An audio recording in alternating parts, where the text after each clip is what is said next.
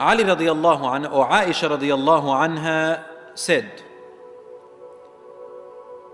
two old Jewish women entered my house one time in Medina, because they were neighbors. And they said to me, the people of the grave get punished inside their graves. So I said to them, you are lying. This is not true. People in their graves don't get punished. Then they left. Then the Prophet ﷺ entered, and I said, Ya Rasulullah, two old women from the Jews came to me and said, the people of the grave are getting punished in their graves.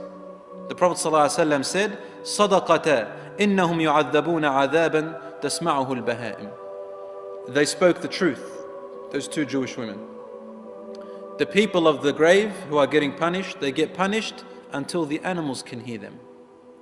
So the human beings and the jinns can't hear them, but the animals can hear them every now and then. She said, I never saw the Prophet ﷺ after that day in prayer or after prayer, except that he would be seeking refuge in Allah from the punishment of the grave. Now, I don't mean to scare you, but it is our deeds which inevitably decide what the status of our graves are going to be like. إِمَّا رَوْضَةٌ مِّن رِيَاضِ الْجَنَّةِ وَحُفْرَةٌ مِّن حُفَرِ النَّارِ. Either a garden from the gardens of paradise or a pit from the pits of hellfire. وَالْعِيَاذُ بِاللَّهِ. So the Prophet ﷺ himself is to say, أَعُوذُ بِاللَّهِ مِنْ عَذَابِ الْقَبْرِ. Oh my Lord, I seek your protection from the punishment of the grave. And this is what we should be doing as well.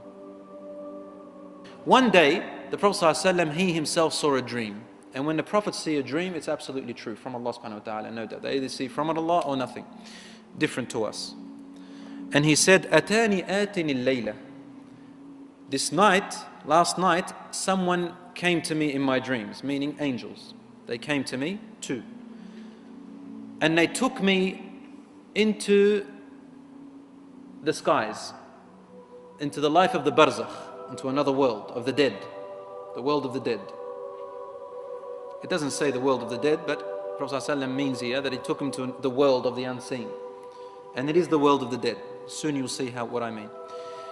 He said, we reached a place. I saw before me a man who was lying down on the floor, on his back. And there was another man, a big man holding a huge stone. He would come up to this man lying on the floor and he'd throw the stone onto his head. And he'd crush his head. And the stone would roll away. The man would go to pick up the stone, and by the time he comes back to the person on the ground, his head has been restored. And he'd crush it again. The stone would roll away. And he'd keep doing that over and over.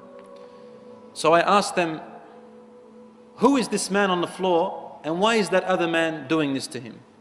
They said to me, move on, move on. Don't ask questions, keep going. He said, then we moved on.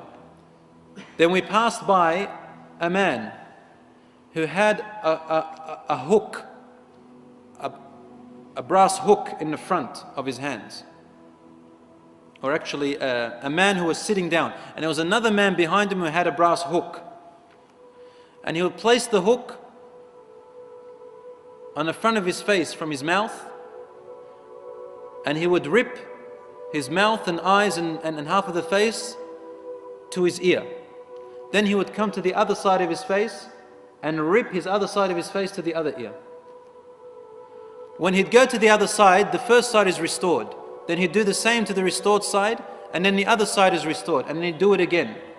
And he'd keep on doing that over and over again. The Prophet ﷺ asked, who is this person and why is that other man doing this to him? They said, move on, move on. He said, I reached a man who was swimming in a lake which looked like blood. And there was another man on the edge. He had stones in his hands.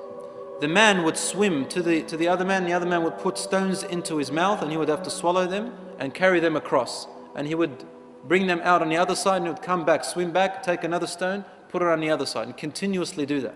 He said, why is this man doing this and who is the other man? He said, move on. They said, move on, move on. He said, we reached a place. He said, I saw men and women who were naked inside of what looked like a tannoor. Tannoor is like, in the olden days, this oven. They used to use these ovens to bake in their bread and stuff. Tannoor is very deep and hollow, and it has fire underneath it, very hot in there. He said, I saw men and women in a huge tannoor, huge, as much as the eye could see. And they were hanging in there. And the fire would burn from underneath and burn them, and they would all scream. And the fire would come back. Then it would burn them, and they'd all scream and come back. He said, who are these people and why is this happening to them? They said, move on, move on. He said, I reached and saw a man so tall that I could look up and I could barely see his face. But he was beautiful. He had a white beard. And around him were children. Lots and lots of children. In a beautiful garden. He said, who is this and who are these children? They said, move on, move on. He said, we moved on. And I saw a group of people, a group of men and women, people. One side of their body, of their face, was the most handsomest and beautiful that I've ever seen. And the other side of their face and body was the most gruesome and ugliest I've ever seen. Then they'd walk to a river and they'd bathe in it, and then the side that was ugly was restored to be as beautiful as the other side. And so they were completely beautiful as I've ever seen. I asked, who are these people and why is this happening to them? The angel said, move on, move on. He said, I came to a man, this big man, and his face was the most hideous and ugliest I have ever laid eyes on. And he didn't smile. I asked, who is this person? And they said, move on, move on. Finally, as the dream was almost over, I turned to my companions and I said, this night I have seen many strange things. Can you explain them to me? And they told him, the first person that was having a man crushing his head is either, we don't know the exact tafsir here, either an example or it is real. But nevertheless, this is what will happen or what it is happening to the person who dies before the Day of Judgment.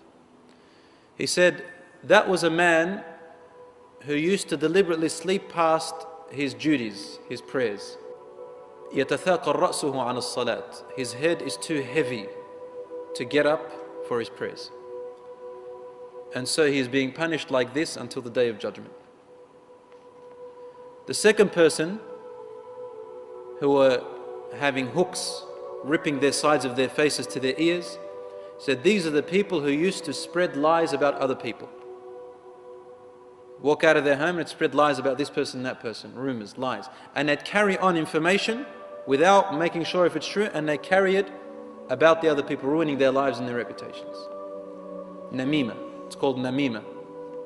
Yamshi bin namima. Walking in rumors and gossiping about other people. So it's being ripped. This is punishment till the Day of Judgment. The third person, who was swimming and having these stones, he said, ذَلِكَ آكِلُ الرِّبَى. He is the person who consumes interest, riba, usury. Yani, he is not in need. It's not a necessity for them to consume riba or to take it or to give it, and they did it. So they are being punished this way until the Day of Judgment. What's going to happen is going to be worse. He said, the people that were in the tannoor, in that big huge oven underneath and screaming from the heat, were the adulterers and adulteresses, fornicators and fornicatresses of this ummah, of this nation. As for the people who had one side beautiful and the other side ugly, and they would wash from the river and they would be restored, he said, these are the people whose good deeds weren't enough, to make them enter Jannah. So they have burnt for their bad deeds, and then they are saved from the fire, or they will be saved from the fire, and they will cleanse themselves from this river in Jannah, and they'll be restored.